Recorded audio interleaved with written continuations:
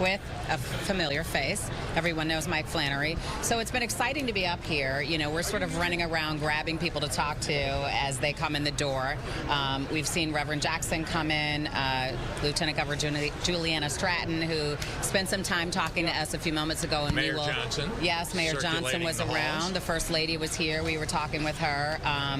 And Reverend Al Sharpton was coming in. And so, you know, we're literally running. I was trying to grab everybody to come talk to us. So we've recorded some of that. But Mike, let's talk about what's going on outside of here, because yes, we're very secure. No one can get to us. It took us a long time to get in here, about 45 minutes total for us with all of our equipment. But let's talk about, you've been through this before, the protest, let's say, some years ago.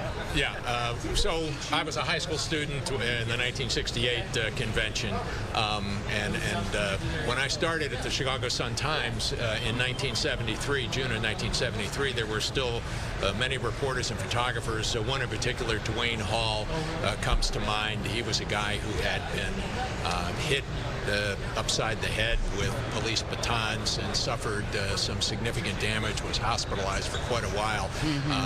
Nothing on that order, the kind of stuff that we saw in 1968 has happened yet, or is happening now, and hopefully won't be happening. But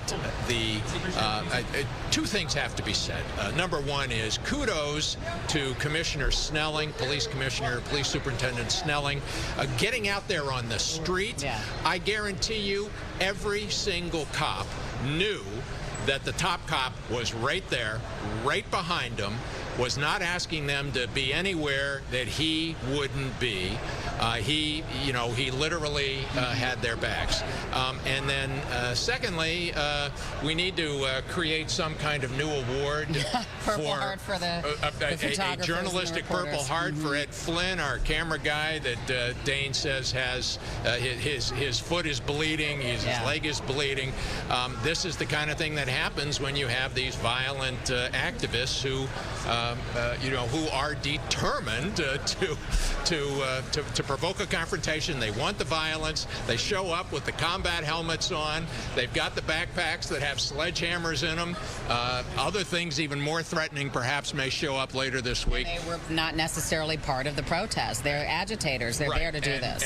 But I suspect their plans are to do this all week long. And then I'll make another observation, which is that this march seemed to be significantly smaller than we had been led to believe it might be. So we'll see what that means, Dawn. So let's switch gears. Since we are here in the United Center, it's going to be an historic week.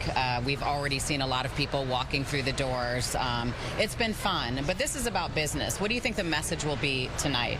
Well, I think certainly some of those images that Dane Placco and Nate Rogers, who did a fabulous job, have been recording, are going to be shown nationwide. I think this feed of our conversation is already being shown nationwide. But I think that if nothing else happens out there, the focus, there won't be a split screen. It's going to be, the focus will be on what happens here tonight. President Biden speaking, Hillary Clinton speaking. This is what the Democrats want the focus to be. And right now, I'd say that's where it's going to be. Yes. Well, we'll continue to talk to people. Mike, thanks for being here. You bet.